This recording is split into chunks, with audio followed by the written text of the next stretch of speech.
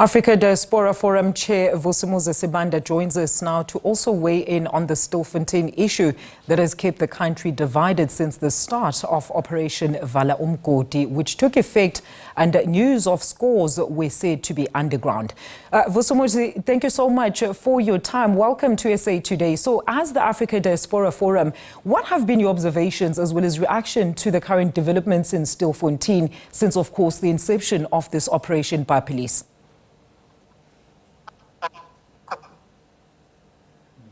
Good afternoon, and thank you very much for inviting. Well, look, the issue is basically that we are worried. I mean, just like the SG of the NC is saying that they've got to respect the rule of law. One would suppose that the right to life, in that particular regard, maybe is not seen as the rule of law, because we know that the right to life is a rule of law, and that is why a lot of NGOs had to get involved, to try and make sure that the lives of those people, would therefore be preserved. But unfortunately, as we would know, that the sentiment around that had always been that maybe they needed to be smoked out. And that is why we've had so many lives being lost, which is something that is very, very regrettable. The issue of illegal mining and zamazamas is a very controversial issue, especially in Africa, where you've got other countries like Zimbabwe, where it is actually, a means of life, and the government does not seem to fight that. It actually allows it so that people, have got a means of some form of employment. And, that kind of chaos is allowed to happen there. So when people come into, these disused mines, from around, neighboring countries, a lot of them, they know that as a normal way of living.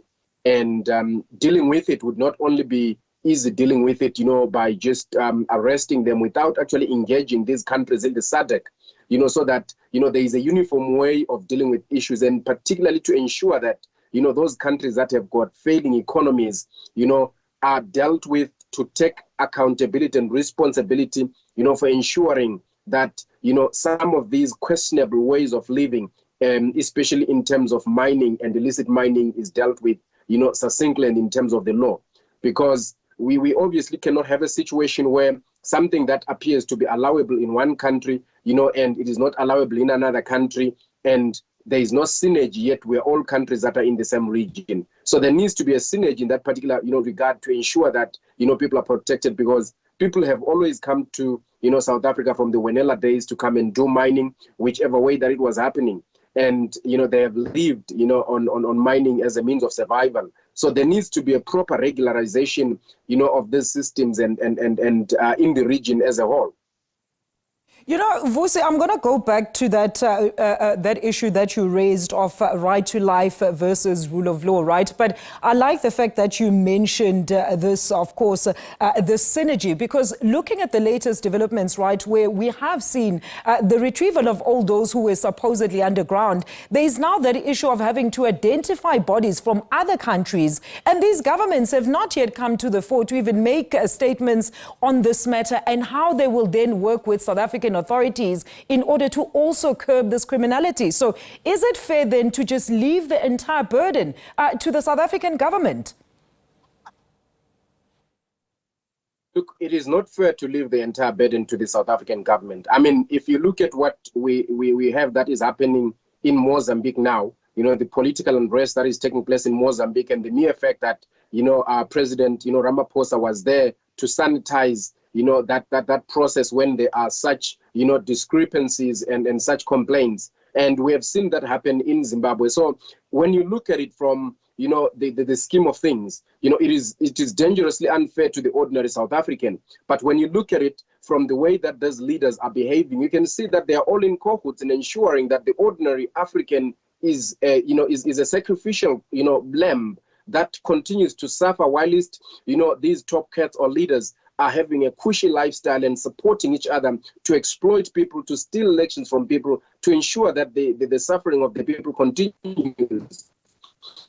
So to the ordinary South African who goes to vote, who votes for a government, who wants to see, order, it isn't fair. But unfortunately, it just doesn't end with, the South African ordinary folk. It actually has to go to SADC, which is actually the regional body that looks at how Africa is managed, and the AU, which are bodies that sanitize and make these elections appear, as if they were proper and correct. When we know that this is the rule of criminals, that are basically right at the top and using every apparatus available to them to steal elections to the people to continue, their rule. We know that in Zimbabwe now they are busy changing or trying to change the constitution so they can extend, the current president's term of office, who's the current chair, of the SADC, and who's not concerned about what is happening in Mozambique. So do you think that these governments are going to come to South Africa and say, well, we are the cause why these people are out there? They definitely will not. So South Africa is going to find itself having to bear the brunt of this and the whole burden on its own, which is very wrong, and it must be dealt with. But in order for it to be dealt with, we need all SADC countries to come to the table, and maybe we need the voices of the people to be heard.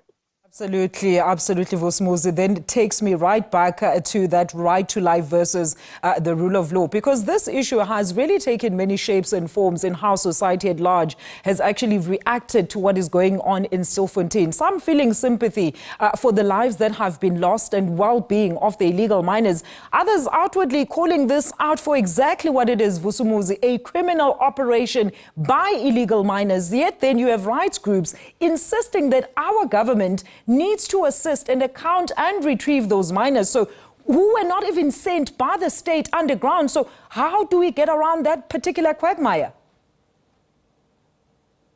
Well, look, the rule of law basically says that you can only be allowed to use maximum force in circumstances where there is, life that has been threatened. So in this particular case, we know that, of course, especially where Zamazamas are concerned, that underground there are, from what we understand, heavily armed, people that are criminals and that obviously force other people to stay there and that can shoot people. We've seen this real happening.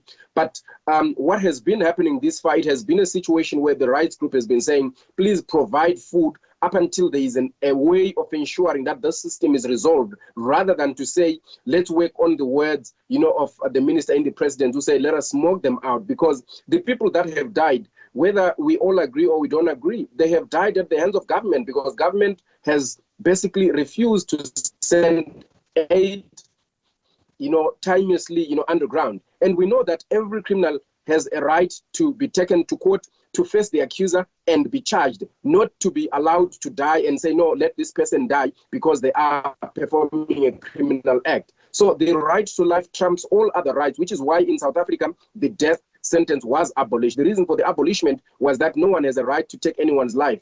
And when the government basically did not send food aid there, it reconciled itself with the fact that people were going to die. And that is a criminal offense in terms of the law, that once you reconcile yourself with the fact that your consequences are going to lead to a criminal offense or somebody dying, it means that you are actually actively committing that particular crime. And that is the rule of law, and not basically, so when you will see that the right to life has been directly infringed by those who deliberately knew that their actions are going to lead to the death of other people, because now they are dead.